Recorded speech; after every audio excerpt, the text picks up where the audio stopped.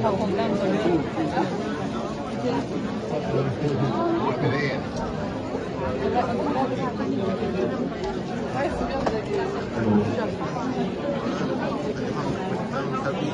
ขอน้อมนมัสการพระเถระโลเถระสมเด็จเป็นอุปารีนิธิการพร้อมด้วยคณะสงฆ์และขอกราบลงเจ้าข้ายิ่งดังวันสว่างในราชวงศ์ราชาวงศ์ขาวและคณะที่วงศ์ผู้การทุกคนเย็นทันผู้เป็นที่โลกมาทุกคนเนาะพุทธบริษัทที่ว่าเรื่องมาห่วงบุญออกพรรษาในวันนี้เขาก็ได้ว่ากำลังตั้งบาตรอยู่เพื่อวันก็ให้สินค้าแล้วก็ยังขอเพื่อนเพราะว่าวันนี้มีเกียรติได้มีเกียรติผมเกียรติทัน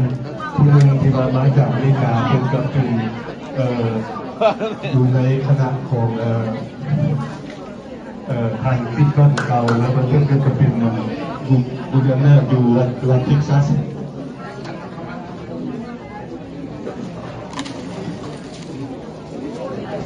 เป็นไง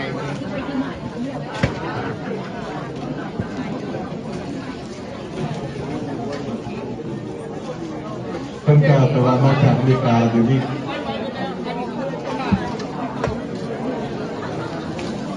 ซึ่งเป็นยานางสุภาเซนสิทธิ์เราถูกจับมาจากอเมริกาแล้วเราถึงได้เคยแข่งขันเป็นเรื่องเนื้อของรัฐเท็กซัสวันนี้เป็นที่ได้มาทักทายเราพ่อแม่พี่น้องเราทุกคนเนาะขอเจอเวลาขอเชิญเรื่องอะไร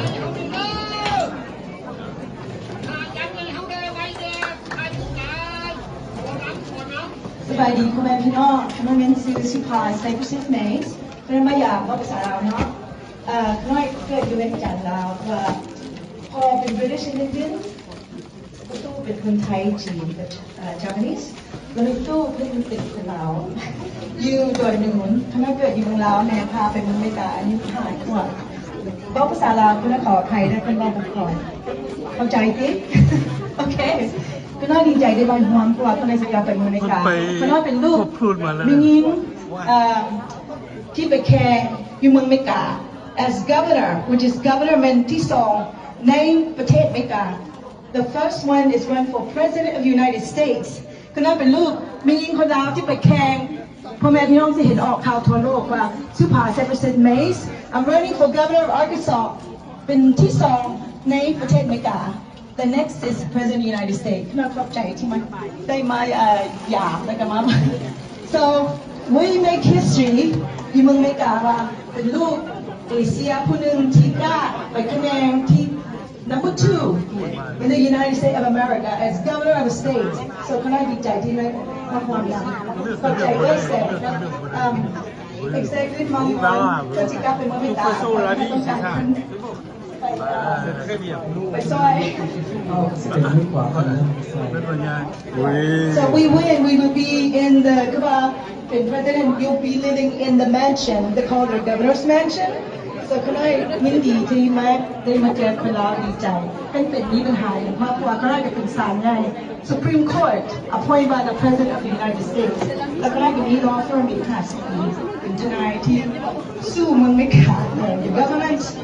big company กันไผ่เฮ็ดกูถือกับประชาชนคนดำคนขาวคนอย่างไรได้คณะ advocate for civil rights